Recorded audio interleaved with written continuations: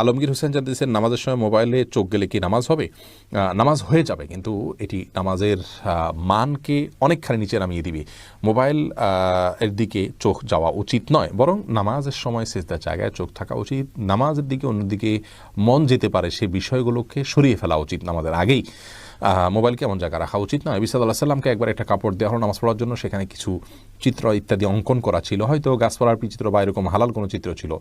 নামাজ পড়ে তিনি তারপরে বলেছেন এই কাপড় সরাও, স্বচ্ছ বা ফ্রেশ কোনো কাপড় আনো, যাতে করে মনোযোগ নষ্ট না হয়। আল্লাহর সাথে কথোপকথনের সময় আপনার অন্যদিকে মনোযোগ গেলে, আপনি কারোর সাথে কথা বলছেন, সেখানে যদি আপনার অন্যদিকে মন থাকে, তাহলে সে যেরকম অভদ্রতা, অসৌজন্যতা, এটা মহান সৃষ্টিকর্তার সাথে কত বেশি অভদ্রতা এবং অসৌজন্যতা হবে সেটা বলাই বাহুল্য। এস আলম, আপনি আইডি থেকে জানতে চেয়েছেন গোপন অঙ্গে হাত লাগলে উযু থাকে কি না। আমাদের দেশের উলামায়ে কেরামের মতে, বাহানাই মতে উলামায়ে কেরামের মতে গোপন অঙ্গে হাত লাগলে উযু ভাঙবে না।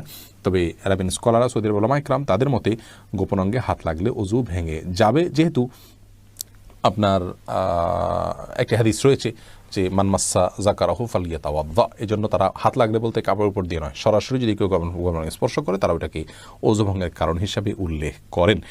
অতএব সেই জায়গা থেকে এটা ওযু ভঙ্গের কারণ তাদের মতে, আমাদের উলামায়ে কেরামের মতে এটি ওযু ভঙ্গের কারণ।